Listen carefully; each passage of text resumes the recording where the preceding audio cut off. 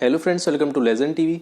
दोस्तों, आज मैं आपसे बात करने वाला हूं आपके एयरफोर्स एग्जामिनेशन के लेवल के बारे में कि जो आपका एयरफोर्स एग्जामिनेशन का लेवल होता है वो कितना रहता है।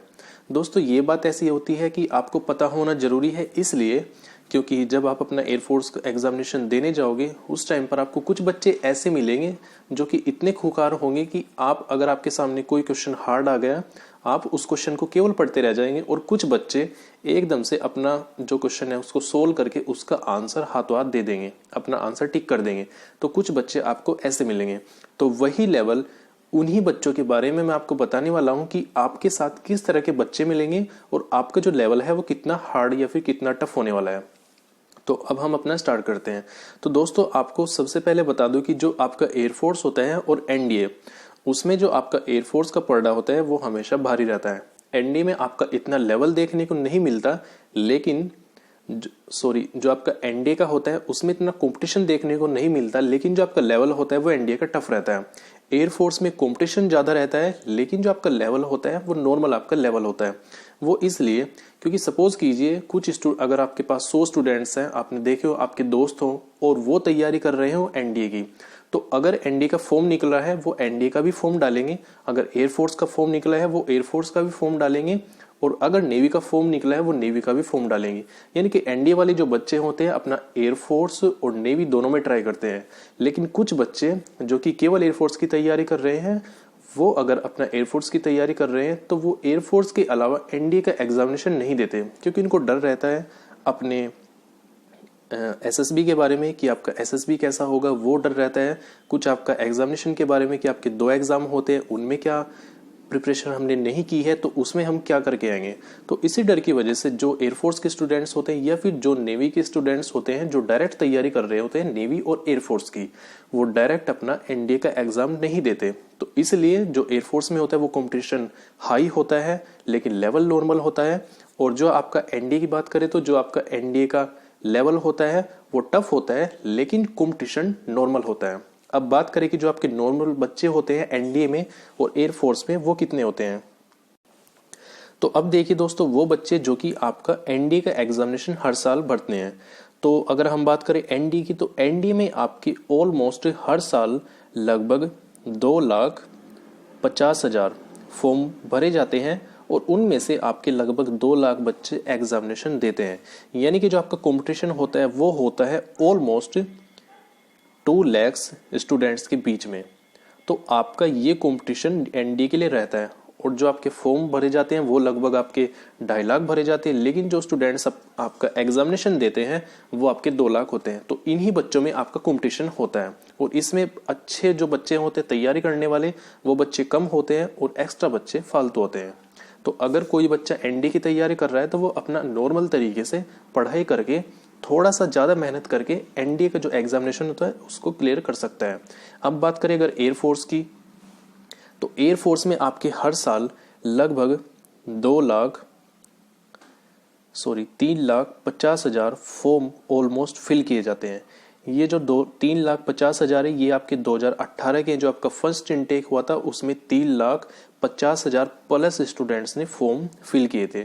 तो आप देख सकते हैं कि जो आपका लेवल होता है वो एयरफोर्स का टफ होता है और जिन बच्चों ने आपका एग्जामिनेशन दिया था एयरफोर्स का वो बच्चे थे 2,60,000 समथिंग। इतने बच्चों ने आपका एयरफोर्स का एग्जामिनेशन दिया था 2018 में फर्स्ट इनटेक में।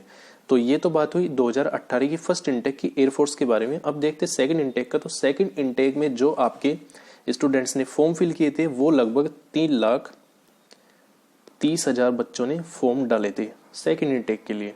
और जिन बच्चों ने अपने जो एग्जामिनेशन था वो दिया था लगभग आपके 2,20,000 बच्चों ने।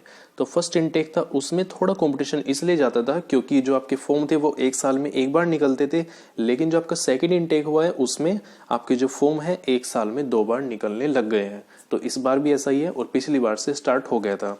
तो यही है दोस्तों, मैं आपको कहना चाहता हूं कि आपका जो एयरफोर्स का लेवल है वो थोड़ा नॉर्मल है लेकिन आपको कंपटीशन टफ है। इसके लिए आपको जो अपनी प्रिपरेशन है वो थोड़ी सी एक्स्ट्रा करनी चाहिए। मेरे हिसाब से जो आपको तैयारी करनी चाहिए वो लगभग दिन में औसतन आपको तैयारी 5 से 6 आवर आपको एक दिन में करनी चाहिए। दोस्तों ये आपके 5 से 6 आवर मैं मिनिमम कह रहा हूँ, इससे एक्स्ट्रा आप कितनी भी कर सकते हैं। हालांकि कुछ स्टूडेंट्स ऐसे होंगे जिनको ये बहुत बड़ी बात लग रही हो कि 5 से 6 जो घंटे हैं वो तो हम नहीं कर सकते, कि भाई आप क्या बता रहे हो, आप तो बेवकूफ़ हो। हाँ भाई देखिए, बिल्कुल मैं बेवकूफ़ हूँ, लेकिन आपको इतनी प्रिपरेशन जरूर आपको देखिए करनी पड़ेगी। वो इसलिए क्योंकि अगर आप अपने एक सब्जेक्ट को 2 घंटे देते हैं, मिनिमम आप अपने एक सब्जेक्ट को 2 घंटे देते हैं, तो इस हिसाब से आप अपनी 2 महीने में अच्छी खासी तैयारी कर सकते हैं, जिससे कि आप हार्ड से हार्ड यानी टफ से टफ क्वेश्चन को ईजिली आप उसको सोल्व कर सकते हो। तो ये आपकी स्ट्रेटेजी होनी चाहिए, जिससे कि आप अपना 2 घंटे एक सब्जेक्ट की प्रिपरेशन करें और जिससे कि आपका रिजल्ट जो है अच्छा रहे। इसी तरह से अगर आप मैथ की बात करें तो मैथ को भी आपको 2 घंटे देने हैं, 2 से एक्स्ट्रा आप कितना भी दे सकते हैं अगर आपके पास टाइम है। इसी तरह से आपको जो फिजिक्स है उसमें भी आपको 2 घंटे देने हैं। अगर आप 2 घंटे पर सब्जेक्ट को देते हैं तो आपके लिए उतना ही ज़्यादा इजी हो जाता है एग्जामिनेशन में क्वेश्चन को सोल्व करना। तो अभी बस आपके हाथ में कि आप कितनी प्रिपरेशन करते हो। और हाँ दोस्तों, एक बात और भी जरूरी है कि केवल आपको जो है केवल 2 घंटे ही नहीं देने हैं, बल्कि आपको उस चीज़ को अंडरस्टैंड करना है कि वो चीज़ है क्या, उसको समझना है। एक बात मैं आपको बता देता हूँ कि अगर आप कोई भी जो टॉपिक होता है उसको अच्छी तरीके से पढ़ लेते हैं, मतलब कि अगर किसी टॉपिक का आपको बेसिक पता हो, किसी टॉपिक की आपको नींव पता हो, तो उस टॉपिक में से अगर आपके 1000 क्वेश्चन बन सकते हैं तो उन 1000 क्वेश्चंस का आप इजीली आंसर दे सकते हो, क्योंकि आपका जो टॉपिक की नींव है, जो आपका बेसिक है, वही आपका कंप्लीट है। तो अगर आपको अच्छे नंबर लाने हैं तो जो आपका बेसिक है वही आपको कंप्लीट करना पड़ेगा। तो आप बेसिक पर ध्यान दीजिए। जैसे कि आपके न्यूमेरिकल्स होते हैं, तो न्यूमेरिकल्स दोस्तों आपके थ्योरी बेस ही हमेशा रहते हैं। कोई भी जो आप न्यूमेरिकल लेते हैं वो आपका थ्योरी से ही रिलेटेड होता है। ऐसा नहीं होता कि जो आपके न्यूमेरिकल होते हैं वो कहीं मैथमेटिक्स से उठा करके दे दिए गए हों, किसी थ्योरी बेस्ड पर ही आपके न्यूमेरिकल होते हैं। तो सपोज कीजिए कि अगर आपकी जो थ्योरी है वही 100% आपकी कंप्लीट है, आपने अपनी थ्योरी की तैयारी 100% की है, तो आपकी थ्योरी में से अगर 100 क्वेश्चन बन सकते हैं तो उनमें से आपके ऑलमोस्ट 99 क्वेश्चन सही होंगे, आपका केवल एक ही क्वेश्चन गलत होगा। तो सबसे पहली बात जो कि आपके लिए जरूरी है वो है कि आप अपनी थ्योरी पर ज़्यादा ध्यान दें। थ्योरी अगर आपकी एक बार क्लियर होगी, उसी के बिहाफ पर आप अपने जो न्यूमेरिकल्स हैं उनको ईजिली अच्छे तरीके से उनको आप प्रिपेयर कर सकते हैं।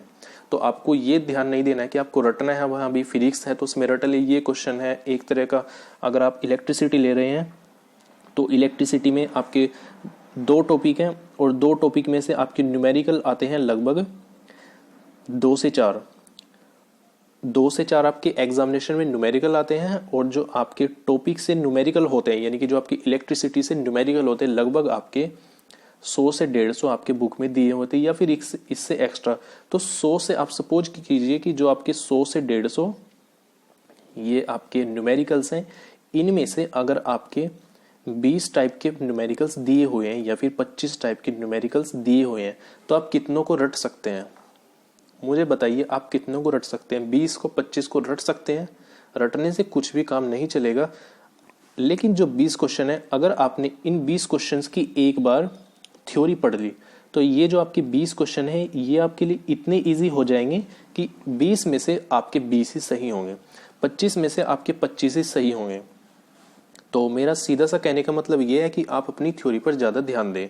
न्यूमेरिकल्स जो होते हैं उनके लिए आपको ज़रूरी है कि आप हर एक अपने क्वेश्चन के जो आपका हर एक चैप्टर होता है उस चैप्टर में से जितने भी आपके टॉपिक हैं उनके जो आपके फॉर्मूले होते हैं वो आप एक अलग से नोटबुक में नोट कर लें। जितने भी आपके फॉर्मूलाज हैं हर एक टॉपिक से, हर एक चैप्टर से, आप चैप्टर वाइज अपने नोटबुक में हर एक जो आपके फॉर्मूलाज हैं उनको आप नोट कीजिए। इससे आपको इजी रहेगा कि आपको जो एग्जामिनेशन टाइम होगा उसमें थ्योरी पढ़ने की जरूरत नहीं है, आपको बुक उठाने की जरूरत नहीं है, बस अपने जो फॉर्मूलाज की नोटबुक है उसमें देख लीजिए, उससे आपका थोड़ा इजी हो जाएगा। तो टाइम बचाने के लिए और इसलिए भी कि आप उनका डेली रिविजन कर सको, सुबह के टाइम 1 घंटा या फिर शाम के टाइम 1 घंटा आप उनका रिविजन कर सको, इसलिए आप उनको नोटबुक में अलग से नोट कर लीजिए। तो दोस्तों बस ये मेरा थोड़ा सा एक्सपीरियंस है जो कि मैंने आपको बताया है। इसके अलावा जो भी आप अपने अकॉर्डिंग करते हो, अगर आपको लगता है कि आपको जो फॉर्मूलाज है वो शाम के टाइम रीडिंग करने चाहिए सुबह के शाम उनका जो रिवीजन करना चाहिए, दोपहर के टाइम जैसा भी आप अपनी मर्जी से कर सकते हो, लेकिन आपको जो अपना टाइम देना है पर सब्जेक्ट 2 आवर्स मिनिमम देना है। अगर आप 2 आवर्स मिनिमम नहीं देते तो उतना ही आपके लिए एग्जामिनेशन हार्ड होता जाता है।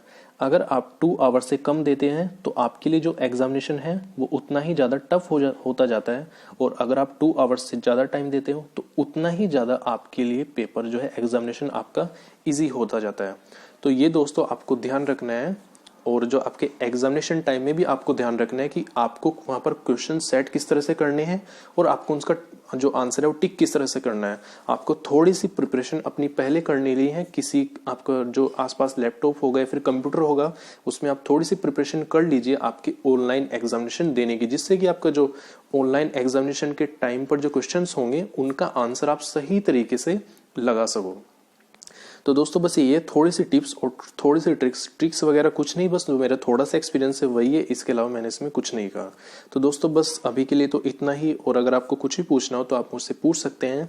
और हाँ दोस्तों, मैंने अभी तक आपको नहीं कहा है, लेकिन अगर आपने अभी तक मेरा चैनल सब्सक्राइब नहीं किया है तो कर लीजिए, और अगर आप नहीं करना चाहते हैं तो छोड़ दीजिए, वो आपकी मर्जी है। कोई ज़रूरी नहीं है कि मेरा चैनल सब्सक्राइब कीजिए, लाइक कीजिए, कमेंट कीजिए, शेयर कीजिए।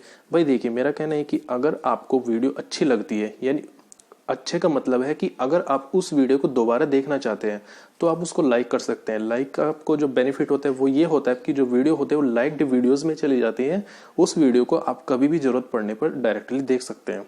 कमेंट इसलिए होता है कि अगर आपको कोई क्वेश्चन है या फिर आप अपनी जो बात है, आप अपने विचार है रखना चाहते हैं तो आप अपनी कमेंट में बोल सकते हैं। शेयर इसलिए कि अगर आपके जो दोस्त हैं वो भी अगर आपकी एयरफोर्स की तैयारी कर रहे हैं, जो तैयारी आप कर रहे हो वही तैयारी आपके दोस्त कर रहे हैं, तो उनको आप शेयर कर दीजिए। सब्सक्राइब इसलिए कि अगर आपको जरूरत है मेरे चैनल की तो आप सब्सक्राइब कर दीजिए, अगर आपको जरूरत नहीं है तो आप क्यों खामोखा टेंशन ले रहे हो। सब्सक्राइब बिल्कुल मत कीजिए भाई। तो दोस्तों बस अभी के लिए तो इतना ही, और इन्फॉर्मेशन के लिए आप देखते रहे legend TV. Thank you very much.